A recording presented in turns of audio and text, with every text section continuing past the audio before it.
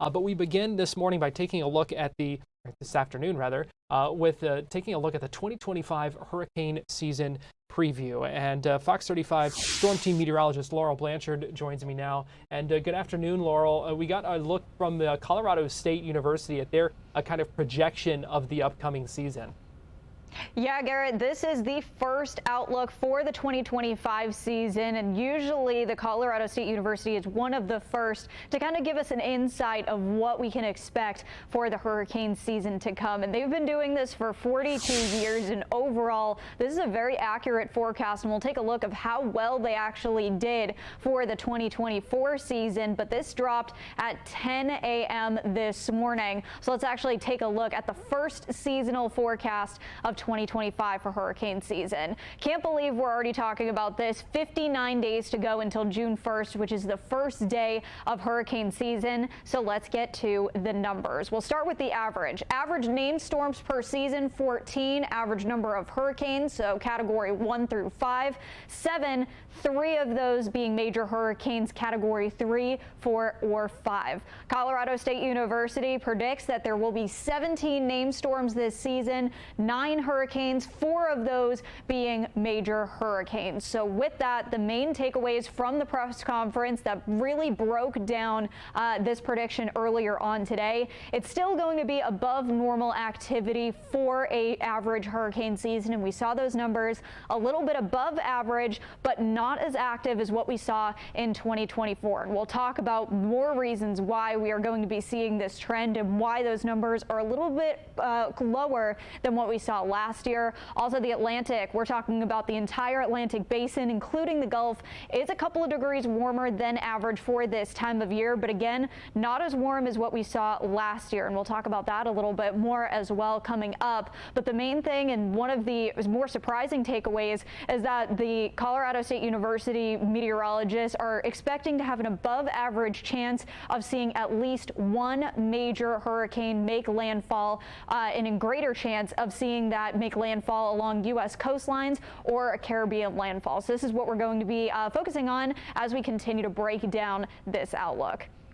Laurel, you talked about 2024 there, and we know the hurricane projection from Colorado State was pretty spot on last year when it came to what they said initially and what we ended up getting.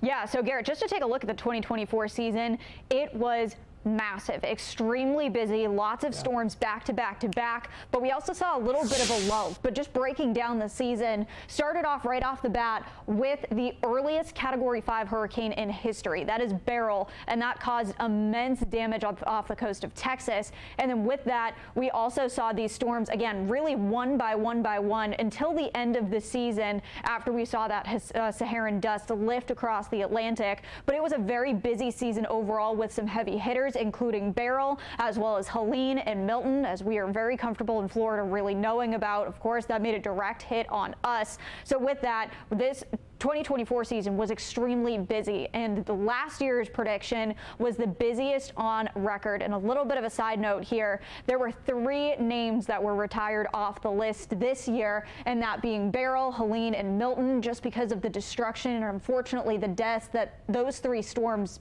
caused.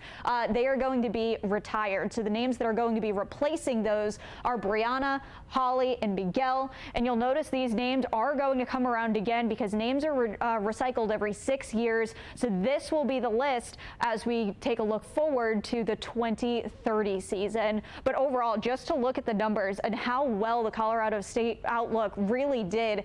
Again, average 14 named storms, 7 hurricanes, 3 major hurricanes. This was the busiest prediction that they put out in all the 42 years that they've been forecasting. These were their numbers last year: 23 named storms, 12 hurricanes, 6 major hurricanes, and this is what the 2024 season verified. We had 18 named storms, 11 hurricanes, and 6 major hurricanes. So Garrett, they were pretty much spot on last year, and I think we have a lot of faith in this forecast, especially being issued out in April. I think they're going to do it again this year. Now, take us through it a little bit, some of the reasons for this. I know you were talking about the warmth of the water. Talk us through that.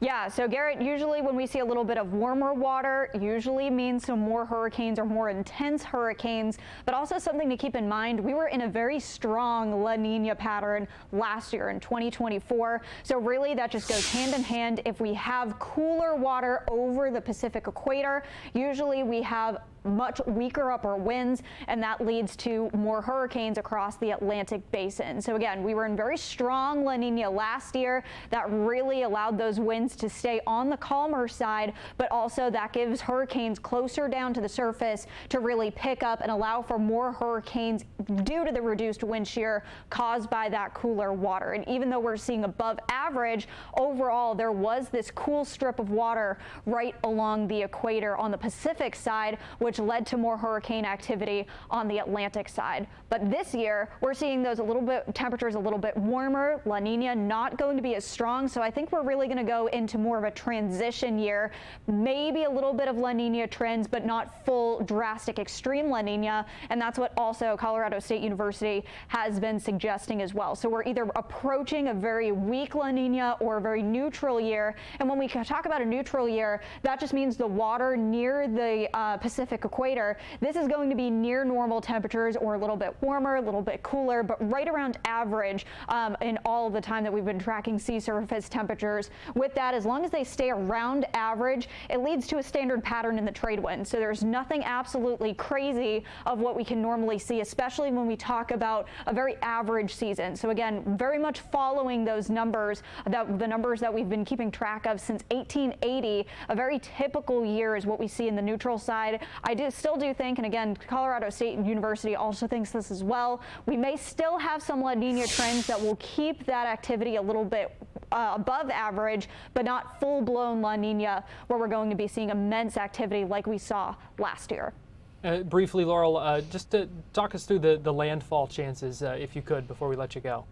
Yeah, absolutely. So 2025 season, these are the names real quick. You'll notice that some of these names look familiar, and you'll be right. This was actually the list from the 2019 season, with the exception of Dexter. So Dexter was actually substituted in for Dorian. And with that, what we're expecting for the 2025 season is an increased probability that we're going to see at least one major hurricane at least hit the U.S.